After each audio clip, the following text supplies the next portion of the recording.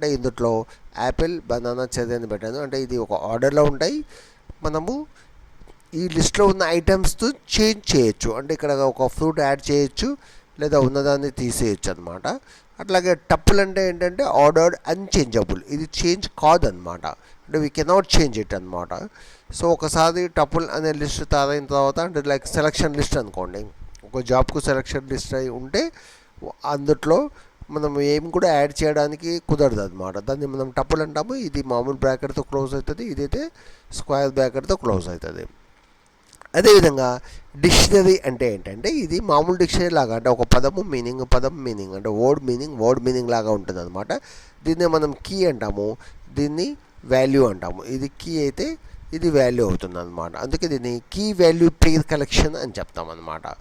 So దీన్ని ఎట్లా access చేస్తామంటే ఫ్రూట్స్ లిస్ట్ 0, అంటే ఈ ఫ్రూట్ లిస్ట్లో 0 అంటే ఇండెక్సింగ్ 1 అనమాట. 0 ఫస్ట్ 1 అనమాట.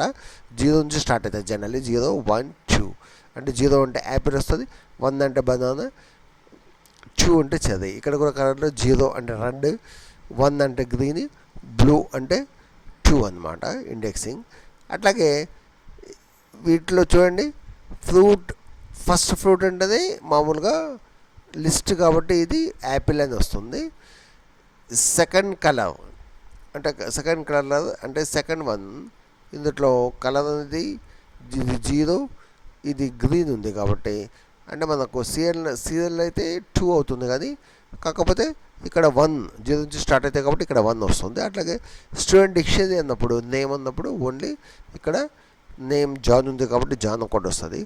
మరి ఇది ఫ్రూట్స్ లిస్ట్ అనేది లిస్ట్ కాబట్టి ఇందులో ఒక ఫ్రూట్ నేను యాడ్ చేస్తున్నాను, అంటే ఆరెంజ్తో యాడ్ చేశాను. అప్పుడు ఏమవుతుంది, యాపిల్ బనానా చెర్రీతో పాటు ఆరెంజ్ అనేది ఒక లొకేషన్లో యాడ్ అవుతుంది. స్టూడెంట్ డిక్షనరీలో ఏజ్ 21 అంటే నేనేం చేస్తాను, అప్డేట్ చేస్తున్నాను అనమాట. ఇది అప్పుడు ఈ ఏజ్ అనేది 21 అయిపోతుంది అనమాట. ఇప్పుడు చూడండి, అప్డేటెడ్ లిస్ట్ ఉంది, అప్డేటెడ్ డిక్షనరీ ఉంది.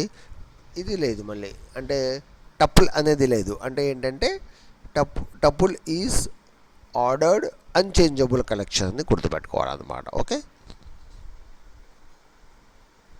దీన్ని ఎగ్జిక్యూట్ చేస్తాను.